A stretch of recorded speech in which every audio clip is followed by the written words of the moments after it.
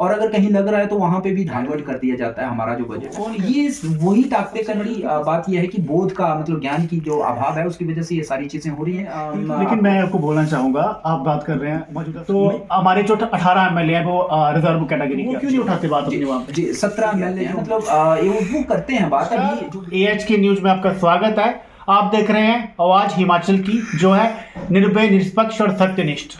और आज हमारे साथ हैं सुशील बहल जी, जो कि ऑल इंडिया अंबेडकर महासभा के स्टेट प्रेसिडेंट हैं। तो उनसे आज खास बातचीत करते हैं। नमस्कार सुशील बहल जी, एएच के न्यूज में आपका स्वागत है। कैसे हैं आप? जी धन्यवाद पहले तो आपके चैनल का, और आपके चैनल के माध्यम से मैं जनता को भी नमस्कार बोलना चाहता हूँ। बहुत बढ़िया, आप बताएं। बहुत बढ़िया। मैं ये पूछना चाहूँगा आपको कि जो आपकी अम्बेडकर सभा है, जो ऑल इंडिया अम्बेडकर सभा है, क्या मोटिव है उनका? वो क्या करते हैं समाज के लिए, क्या विचारधारा है उनकी? देखिए, ऑल इंडिया अम्बेडकर महासभा एक नेशनल संगठन है और लगभग 18 स्टेट में अभी अपना वर्किंग जो है कर रहे हैं। और इनका मेन मकसद जो है वो सारे समाज में समता का भाव जो है वो तैयार करना है। वो चाहे किसी भी जाति विशेष से वर्ग से हों, उनमें समता का भाव जो है तैयार करना। आपने बताया कि 18 स्टेट में आपका संगठन चल रहा है, तो बाकी स्टेट में क्यों नहीं चल रहा है? नहीं, वो आप ये बात समझ सकते हैं कि ये जो काम होता है वो आहिस्ता आहिस्ता से जो है प्रवान पकड़ता है, ऐसे एकदम से।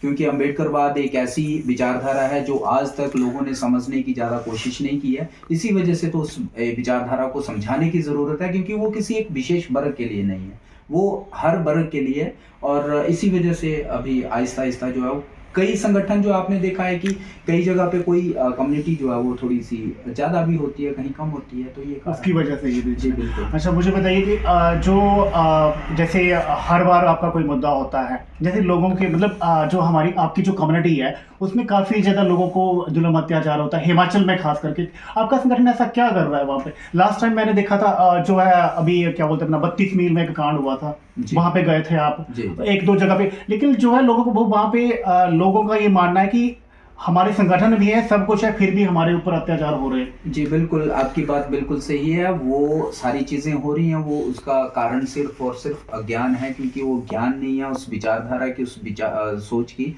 और अपने अधिकारों की, जिसकी वजह से ये प्रकरण जो है वो शुरू से, आज से नहीं हो रहा, ये बहुत हजारों सालों से ये हमारे समाज के ऊपर जो है वो ये अत्याचार होते रह रहे हैं। जैसे आपने 32 मील की जो एग्जाम्पल दी है, तो वहाँ पे हमारे जो SC और ST वर्ग के मकान थे लगभग 14-15, उनका किसी ने रास्ता रोक दिया था, कोई लंबड़दार करके था, जिसकी वजह से वहाँ पे काफ़ी परेशानी हुई थी हमारे वर्ग के लोगों की। लेकिन उनको जब तक अपने अधिकारों का पता नहीं था तो उन्होंने झेला, लेकिन जब उनको पता चल गया तो उन्होंने डट के उस जो लंबड़दार था उसका मुकाबला किया। और आइंदा जो है वो दोबारा वैसी हरकत करने पे मेरे ख्याल में गुरेज करेगा, और उसको 100 बार सोचना पड़ेगा कि नहीं, अभी ये जो लोग हैं ये जाग चुके हैं, ये समझ चुके हैं। भविष्य में जो आने वाले आपका जो जो काम है, आपका जो आपकी जो पॉलिसी है सोसाइटी को लेके, क्या है वो बताएंगे आप? सोसाइटी को लेके अभी मैं प्रेजेंट की बात करूं तो हम लोग SC ST सब प्लान के ऊपर काम कर रहे हैं अभी, जिसके लिए एक पूरे हिमाचल में एक स्टेट कोलिशन नाम से एक जो क्लब गठबंधन जो है तैयार हुआ है। उसका मुख्य जो काम है स्टेट कोलिशन का, वो अपने अनुसूचित जाति और जनजाति का जो एक हमारे संविधान में एक प्रावधान है, उसकी अनुसूचित जाति जनजाति विकास निधि प्रोग्राम करके, तो उसमें होता क्या है कि हमें जो बजट मिलना चाहिए वो हमारे ऊपर खर्च ना होके वो डाइवर्ट हो रहा है दूसरी जगह पे। तो हमारे जो विकास में जो हिस्सा लगना चाहिए था, जिस बजट का जो हिस्सा लगना चाहिए था, वो हमारे ऊपर नहीं लग रहा है। तो हमारी सरकार से ये डिमांड है उस स्टेट कोलिशन की, जिसमें हमारे हिमाचल के अलग अलग संगठनों से लगभग अभी मेरे ख्याल में 20-22 संगठन जो है वो उसमें क्लब हुए हैं, गठबंधन उनका मिला है। उसमें हमारे गुरु रविदास महासभा भी है पूरे हिमाचल में, अभी वाल्मीकि महासभा, कबीर महासभा, महाशा महासभा, मतलब बहुत सारी जो सभाएं हैं, गद्दी महासभा जो है वो भी उसमें है, जो क्योंकि SC और ST दोनों के लिए जो जरूरी है।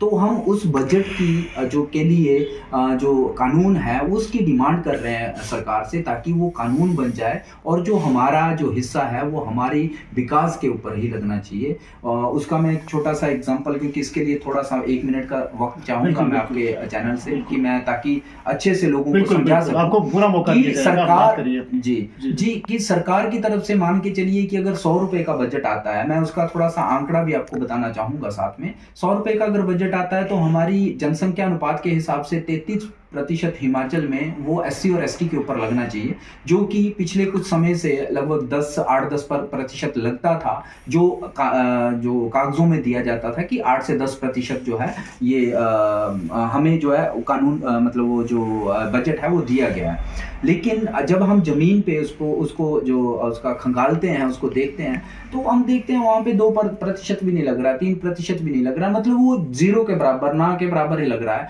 और अगर कहीं लग रहा है तो वहाँ पे भी धांधली होती है, डाइवर्ट कर दिया जाता है हमारा जो बजट है। कौन कर रहा है ये तो सब? ये वही ताकतें कर रही हैं, क्योंकि इसका सबसे बड़ी बात ये है कि बोध का मतलब ज्ञान की जो अभाव है उसकी वजह से ये सारी चीज़ें हो रही हैं। क्योंकि मैंने लेकिन मैं आपको आपको बोलना चाहूँगा, आप बात कर रहे हैं मौजूदा सरकार की, तो मैं हमारे जो 18 एमएलए हैं वो रिजर्व कैटेगरी के आते जी, हैं वहाँ जी, पे, बिल्कुल। तो वो क्यों नहीं उठाते बात जी, अपनी वहाँ पे? जी, 17 एमएलए जो हमारे एससी के आते हैं, मतलब वो करते हैं बात। अभी जो विकास निधि जो प्लान है उसके लिए एक जो कानून बनाने का जो हमारा कोशिश है, उसके लिए हम लोग इन सभी एमएलओ से उस प्रपोजल पे साइन ले चुके हैं, उनकी हामी, उनकी सहमति जो है वो ले चुके हैं।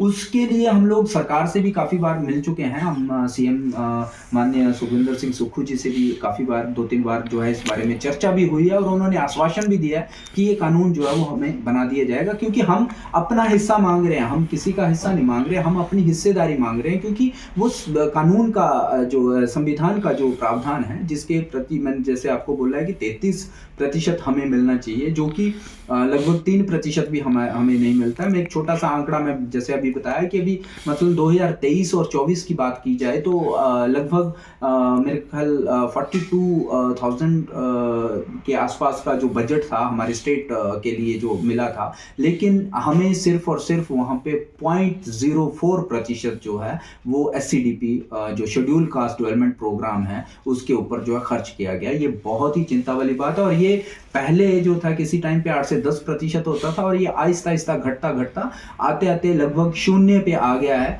इसका सिर्फ और सिर्फ कारण है कि हमारे जो लोग हैं, हमारा जो समाज है, उनको इस बारे में कोई ज्ञान नहीं है, उनको पता नहीं था कि ऐसा भी कुछ प्रावधान हमारे लिए है, और वो प्रावधान किसी का मतलब कोई बहुत हमारे ऊपर रहम नहीं बोल सकते हैं। वो हमारा हक है जो हम अभी सरकार की तरफ से ये चाह रहे हैं कि वो हमारे लिए इस कानून का जो कानून है वो तैयार करें, ताकि हमारे ऊपर जो है वो पूरे का पूरा 100% जो पैसा जो है वो हमारे विकास कार्यों पे लगना चाहिए।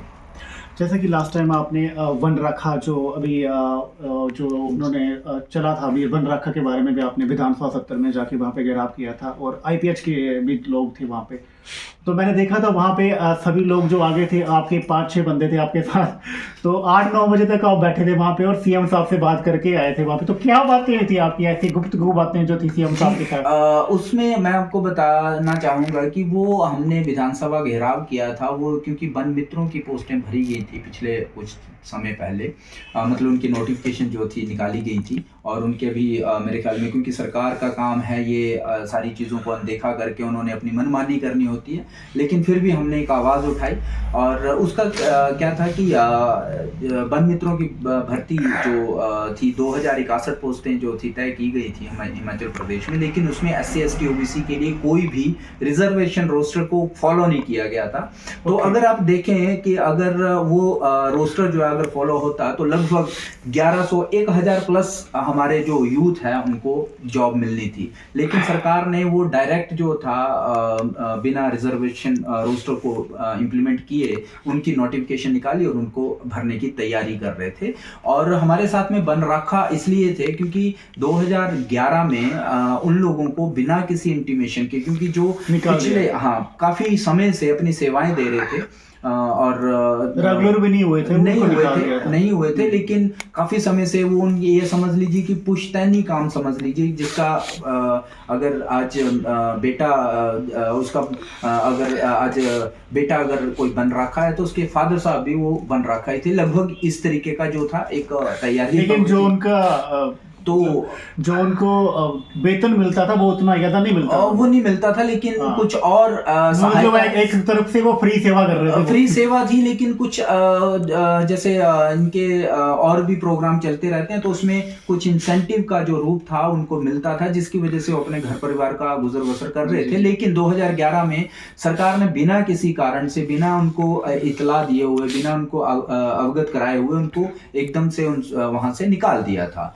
जब निकाल दिया है उनको, तो उसके बाद में उनके बारे में पूछा ही नहीं गया कि, तो हम लोग यही बात लेके गए थे वहां पे कि वन मित्रों की भर्ती की जा रही है, ना तो उन्होंने SC/ST जो रोस्टर है वो इम्प्लीमेंट करने की कोशिश की, और ना ही वन राखों को कोई उसमें स्पेशल प्रावधान। तो आप 8-9 बजे तक वहां पे बैठे थे, बाकी सभी आगे थे, आपने CM साहब से क्या बात की थी? जी, लगभग 200-250-300 के आसपास जो थे लोग वहां पे जोरावर स्टेडियम में थे, जिन्होंने प्रोटेस्ट भी किया। और बाद में हम लोगों को एक कमेटी बनाई गई कि ये लगभग 8 से 10 लोग जो थे CM से मिलेंगे। तो हम लोग 11-11:30-12 बजे के आसपास मेरे ख्याल में अंदर चले गए थे। तो मिल लिया था आपने CM? बिल्कुल मिले थे। क्या बात हुई थी आपकी?